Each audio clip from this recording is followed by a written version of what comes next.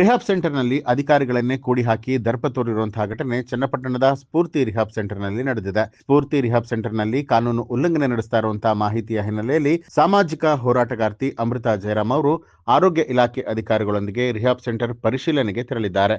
ಈ ವೇಳೆ ರಿಹಾಬ್ ಸೆಂಟರ್ನ ಸಿಬ್ಬಂದಿಗಳು ಅನುಚಿತವಾಗಿ ವರ್ತಿಸಿ ಅಧಿಕಾರಿಗಳನ್ನೇ ಕೂಡಿ ಹಾಕಿ ಗೇಟ್ಗೆ ಬೀಗ ಹಾಕಿ ದರ್ಪ ತೋರಿದ್ದಾರೆ. ಈ ಬಗ್ಗೆ ಸಾಮಾಜಿಕ ಹೋರಾಟಗಾರ್ತಿ ಅಮೃತಾ ಜಯರಾಮ್ ರವರು ಸ್ಟಿಂಗ್ ಕ್ಯಾಮೆರಾ ಮೂಲಕ ರಿಹಾಬ್ ಸೆಂಟರ್ನ ಅಕ್ರಮವನ್ನ ಬಯಲಿಗೆಳೆದಿದ್ದಾರೆ. ಈ ಕುರಿತು ಚನ್ನಪಟ್ಟಣ ಗ್ರಾಮಾಂತರ ಪೊಲೀಸ್ ಠಾಣೆಯಲ್ಲಿ ಸ್ಫೂರ್ತಿ ರಿಹಾಬಿಲೇಷನ್ ಸೆಂಟರ್ ಮಾಲೀಕ ಸೇರಿದಂತೆ 15 ಜನರ ವಿರುದ್ಧ ಎಫ್ಐಆರ್ ದಾಖಲು ಮಾಡಲಾಗಿದ್ದು, ಆರೋಪಿಗಳ ವಿರುದ್ಧ ಕ್ರಮವನ್ನ ಕೈಗೊಳ್ಳುವಂತೆ ಆಗ್ರಹಿಸಿದ್ದಾರೆ. ರಾಜ್ಯದಲ್ಲಿ 300ಕ್ಕೂ ಹೆಚ್ಚು ರಿಹಾಬ್ ಸೆಂಟರ್ಗಳಿವೆ. ಈ 300 ರಿಹಾಬ್ ಸೆಂಟರ್ಗಳಲ್ಲಿ ಮೇ ಬಿ ನೀವಿಲ್ಲಿ ಇರ್ತಕ್ಕಂಥವ್ರು ನಿಮಗೆ ಒಳ್ಳೇದಾಗಲಿ ಅಂತ ಇರ್ಬೋದು, ಅಥವಾ ನಮ್ಮ ಮನಸ್ಸು ಪರಿವರ್ತನೆ ಆಗಲಿ ಅಂತ ಇರ್ಬೋದು. ನಾವು ಒಳ್ಳೆಯವರಾಗಿ ಕುಡಿದ ಚಟದಿಂದ ಆಸೆ ಬಂದು ನಾವು ಒಳ್ಳೆಯ ರೀತಿಯಲ್ಲಿ ಬದುಕಬೇಕು ಅಂತ ಆಸೆ ಪಟ್ಟು ನೀವಿಲ್ಲಿರೋರು ಬಂದಿರಬಹುದು. ಸೊ ನಿಮ್ಮೆಲ್ರಿಗೂ ಒಳ್ಳೇದಾಗಲಿ. ಆದರೆ ಇದೇ ಕೇಂದ್ರದಲ್ಲಿ ಏನಾಗ್ತಿದೆ ಅಂತ ನೀವು ಕೇಳೋದಾದರೆ, ನಿಮ್ಮ ಸಹೋದರರು ಅಂತ ಅಂದ್ಕೊಳ್ಳಿ. ಈಗ ನೀವು ಈ ಜಾಗಕ್ಕೆ ಬಂದಾಗ ಒಬ್ರು ಕಷ್ಟನ ಒಬ್ರು ಕೇಳೇ ಇರ್ತೀರ, ಒಬ್ರ ಜೊತೆ ಒಬ್ರು ಸ್ನೇಹ ಮಾಡೇ ಇರ್ತೀರ, ಒಬ್ರು ನೋವು ಒಬ್ರು ಏನು ಅನ್ನೋದು ಗೊತ್ತಿರುತ್ತೆ, ಒಬ್ರಿಗೊಬ್ರು ಪರಿಚಯಸ್ಥರು ಕೂಡ ಆಗಿರ್ತೀರ. ಹೌದಲ್ವಾ?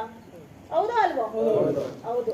ಆದ್ರೆ ಇದೇ ತರ ನಾಳೆ ಇನ್ನೂ 10 ಜನ ಇಲ್ಲಿ ಬಂದ್ರು ಅಂತ ಇಟ್ಕೊಳ್ಳಿ, ಅವರು ಕೂಡ ನಿಮ್ಮ ಸ್ನೇಹಿತರು, ನಿಮ್ಮ ಅಣ್ಣ ತಮ್ಮದಿರೋ, ನಿಮ್ಮ ಬಂಧು, ಯಾರೋ ಒಬ್ರು ಆಗಿರ್ತಾರೆ. ಅದರಲ್ಲಿ ಬೆಂಗಳೂರಲ್ಲಿ 300-400ಕ್ಕೂ ಹೆಚ್ಚು ರಿಹಾಬ್ ಸೆಂಟರ್ಗಳಿದೆ. ಯಾಕೆ ಈ ರಿಹಾಬ್ ಸೆಂಟರ್ಗಳ ಬಗ್ಗೆ ನಾನು ಹೋರಾಟ ನಡೆಸ್ತಾ ಇದ್ದೀನಿ ಅಂತಂದ್ರೆ, ಕೆಲವೊಂದು ರಿಹಾಬ್ ಸೆಂಟರ್ಗಳಲ್ಲಿ ಏನ್ ನಡೀತಿದೆ ಅಂತಂದ್ರೆ, ಯಾವುದೇ ಒಪ್ಪಿಗೆ ಇಲ್ಲದೆ ಬಲವಂತವಾಗಿ ಪ್ರಾಣಿಗಳ ತರ ಅವ್ರನ್ನ ಕರ್ಕೊಂಡ್ಬಂದು ರಿಹಾಬ್ ಸೆಂಟರ್ ಒಳಗಡೆ ಕೂಡ ಆಗ್ತಾ ಇದ್ದಾರೆ. ಇನ್ನು ಕೆಲವರು ಏನಾಗ್ತಾ ಇದ್ದಾರೆ, ವಯಸ್ಸಾದವ್ರ ಹತ್ರ ಬೇಕಾದಷ್ಟು ಆಸ್ತಿ ಇರುತ್ತೆ, ಆ ಆಸ್ತಿನ ಅವ್ರನ್ನ ಸಾಯೋವರೆಗೂ ಕೊಡೋದಿಲ್ಲ ಅಂತ ಹೇಳ್ತಾರೆ. ಆ ದುರಾಸೆಗೆ, ಆಸ್ತಿನ ಕಿತ್ಕೊಬೇಕು ಅನ್ನೋ ದುರಾಸೆಗೆ ಎಷ್ಟೋ ತಂದೆ ತಾಯಿಗಳನ್ನ ಈ ಒಂದು ಜಾಗದಲ್ಲಿ ಬಂಧಿಸ್ತಾ ಇದ್ದಾರೆ. ಈ ಹುಡುಗ ಹುಡುಗಿ ಸಾಮಾನ್ಯವಾಗಿ ವಯಸ್ಸಿನಲ್ಲಿ ಹುಡುಗ ಹುಡುಗಿ ಸಹಜವಾಗಿ ಒಬ್ರನ್ನೊಬ್ರನ್ನ ಇಷ್ಟಪಡ್ತಾರೆ. ಅನ್ಯ ಜಾತಿ ಅನ್ನೋ ಒಂದೇ ಒಂದು ಕಾರಣಕ್ಕೆ ಆ ಹುಡುಗನನ್ನ ತಗೊಂಡ್ಬಂದು ಬಂಧಿಸಂಥದ್ದು, ಆ ಹುಡುಗನಿಗೆ ಟಾರ್ಚರ್ ಮಾಡಿ ಆ ಹುಡುಗಿಯಿಂದ ಕೇವಲ ಅವ್ರ ಪ್ರೀತಿನ ಬೇರೆ ಮಾಡಬೇಕು, ಜಾತಿ ಉಳಿಸ್ಕೋಬೇಕು ಅನ್ನೋ ಒಂದೇ ಒಂದು ಕಾರಣಕ್ಕೋಸ್ಕರ ಆ ಹುಡುಗನ ಒಳಗಡೆ ಏನ್ ಬೇಕಾದ್ರೂ ಮಾಡಿರ್ಬೋದು. ಆ ಹುಡುಗಿಯಿಂದ ದೂರ ಮಾಡೋ ಒಂದೇ ಒಂದು ಕಾರಣಕ್ಕೆ ಆತನನ್ನ ಕಿಡ್ನಾಪ್ ಮಾಡ್ತಿದ್ದಾರೆ. FIR ಅಂತ ಕರಿತೀವಿ. FIR ಅಂತ ಏನು ಅಂತಂದ್ರೆ, ಕಾನೂನು ಬಾಹಿರ ಕೃತ್ಯಗಳನ್ನ ಮಾಡಿ ಅವ್ರನ್ನ ಒಂದು ಕಾನೂನುಬದ್ಧವಾಗಿ FIR ಮಾಡಿ ತಪ್ಪಿಸ್ಕೊಳ್ಳೋದಕ್ಕೆ ಉಗ್ರ ತಾಣಗಳಾಗಿ ಮಾಡ್ಕೊಂಡಿದ್ದಾರೆ. ಈ ರೀತಿ ಅನೇಕರು ಇದ್ರೊಳಗಡೆ. ಆಮೇಲೆ ದ್ವೇಷ ಹಿನ್ನೆಲೆ, ಯಾರಿಗೂ ಒಬ್ಬನಿಗೊಬ್ಬನ ದ್ವೇಷ ಇರುತ್ತೆ, ಆ ದ್ವೇಷದ ಹಿನ್ನೆಲೆ ಆತನನ್ನ ತಗೊಂಡ್ಬಂದು ಒಳಗಡೆ ಕೂಡ ಹಾಕುವಂತ ಕೆಲಸ ನಡೀತಾ ಇದೆ.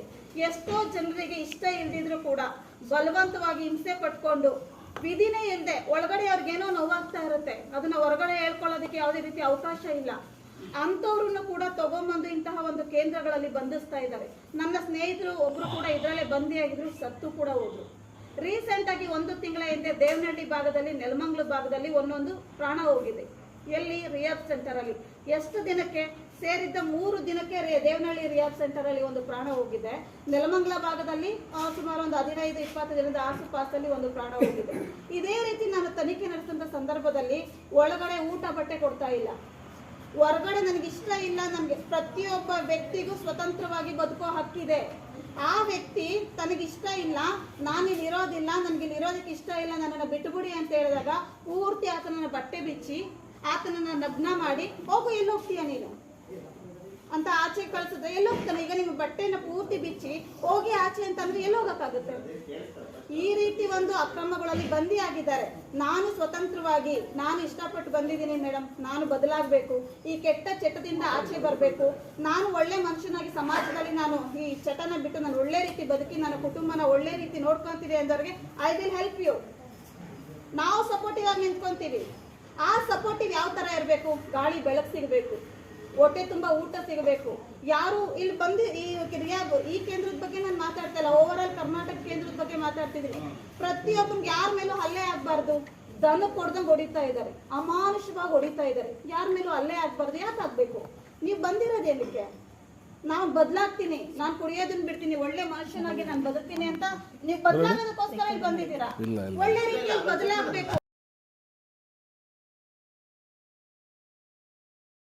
ಚೆನ್ನಾಗಿ ಬದುಕಬೇಕು. ಆದ್ರೆ ಇಲ್ಲೇ ಏನೋ ಆಗ್ಬಾರ್ದಲ್ವಾ?